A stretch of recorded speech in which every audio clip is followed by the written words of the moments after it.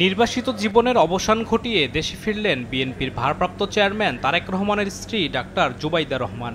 দীর্ঘ ১৭ বছর অপেক্ষার পর শাশুড়ি খালেদা জিয়ার সঙ্গে ঢাকায় পৌঁছান তিনি। দীর্ঘ প্রতীক্ষার পর জিয়া পরিবারের গুরুত্বপূর্ণ এ সদস্যকে কাছে পেয়ে উচ্ছ্বসিত নেতাকর্মীরা। তাকে এক ঝলক দেখতে রাস্তার দুই পাশে ভিড় করে লাখ লাখ নেতাকর্মী। বলেন, তারেক রহমানের সহধর্মিনীর মধ্যে খালেদা জিয়ার মতো আপোষহীন মনোভাব রয়েছে। ১৭ বছরের প্রবাস জীবনে স্বামীর সুখ দুঃখে পাশে ছিলেন তিনি।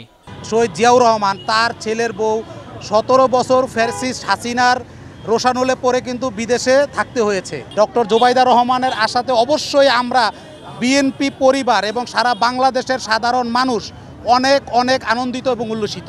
এটা যে কি পরিমাণ আনন্দ আসলে আমরা দলীয় নেতাকর্মীরা ভাষায় বোঝাইতে পারবো না। ডক্টর জুবাইদা আসতেছেন, আমাদের আনন্দে আমরা আত্মহারা, আমরা এটা ভাষায় প্রকাশ করতে পারবো না। খালেদা জিয়ার বাসভবন ফিরোজার সামনে বিএনপির স্থায়ী কমিটির সদস্য ডক্টর এজেডএম জাহিদ হোসেন বলেন, বিএনপিকে নেতৃত্বশূন্য করতেই তাদের দেশে আসতে বাধা দেওয়া হয়। ডক্টর জুবাইদা রহমান উনি এসছেন, উনি ম্যাডামের সাথে এসছেন এবং এই তো শুরু না, এটা ওনাদের দেশ, ওনারা আসবেন, এটাই স্বাভাবিক। আসতে দেওয়া হয় নাই, সেজন্য আসতে পারে নাই। কাজেই এখন আর আপনি সময় বলে দিবে যে উনি কয়েকদিন থাকবেন।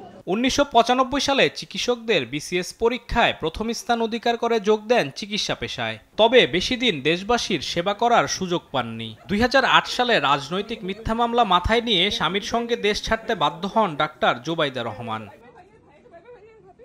রাজধানীর ধানমন্ডিতে তার প্রয়াত পিতা সাবেক নৌবাহিনী প্রধান রিয়ার অ্যাডমিরাল মাহবুব আলী খানের বাসভবনে থাকার ইচ্ছা পোষণ করেছেন ডাক্তার জুবাইদা। সেখানে নিরাপত্তার নামে আশপাশের বাসিন্দাদের বিড়ম্বনায় না ফেরার অনুরোধ করেছেন তারেক রহমান। আলিমুজ্জামান সাফওয়ান, দেশ টিভি, ঢাকা।